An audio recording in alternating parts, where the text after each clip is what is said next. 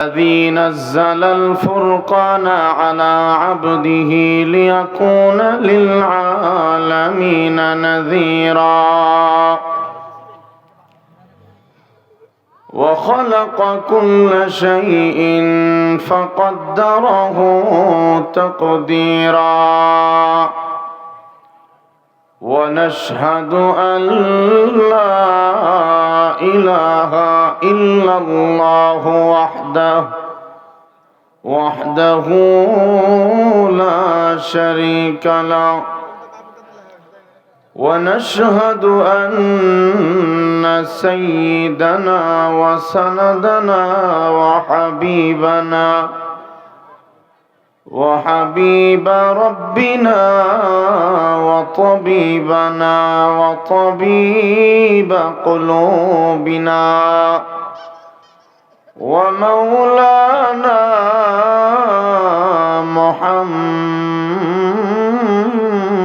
محمدا عبد الله ورسوله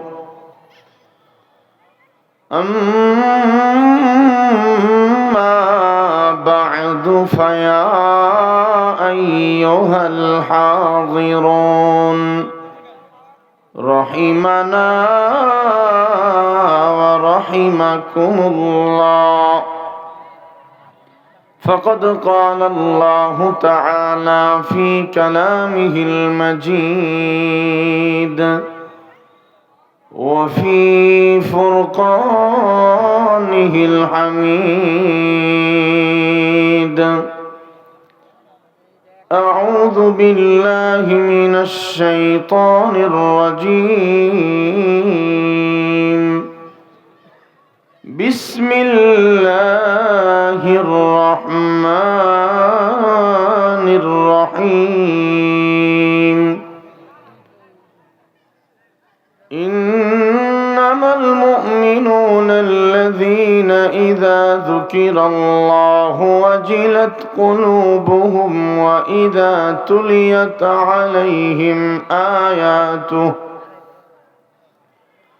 وإذا تليت عليهم آياته زادتهم إيمانا وعلى ربهم يتوكلون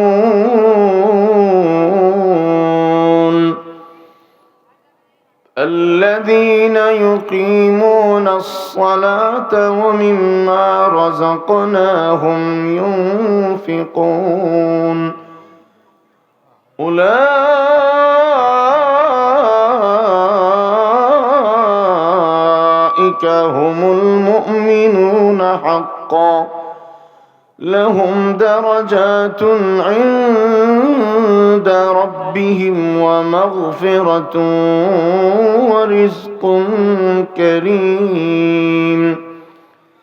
آمنت بالله صدق الله العظيم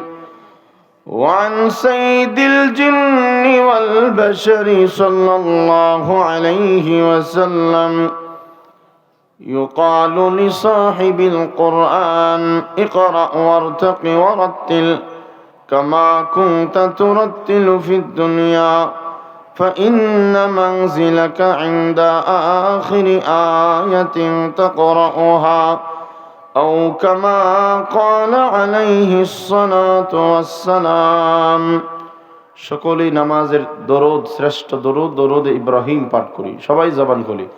আর যে বাইরে এখনো বাইরে আছি আর কোন সময়ের জন্য বসে আছেন বুঝি না তো কি কারণে আপনারা দাঁড়িয়ে আছেন দাঁড়ায় এত মানুষ সাপ খেলা দেখে আশ্চর্য জিনিস দেখে আল্লাহর কোরআনের বাগানে বসলে তো আপনাদের কোনো অসুবিধা দেখছি না আমরা যদি এত দূর থেকে আসতে পারি আপনারা তো বাড়ির কাছে আবার মোনাজাতের সাথে সাথেই বাড়িতে যাওয়ার সুযোগ হবে তো আপনারা একটু মেহেরবানি করে চলে আসেন না মাহফিলে বসে যান দাঁড়ায় থাকলে দেখতে খারাপ দেখা যায় সকলেই দরুদ শরীফ পড়ি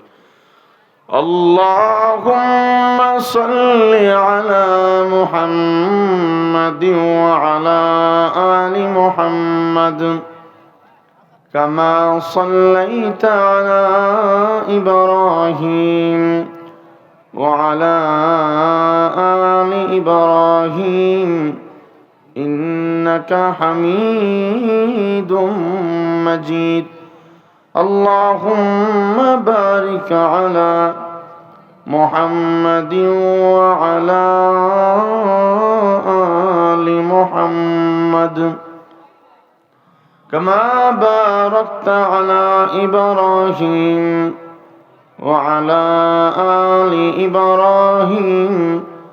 إنك حميد مجيد الحمد لله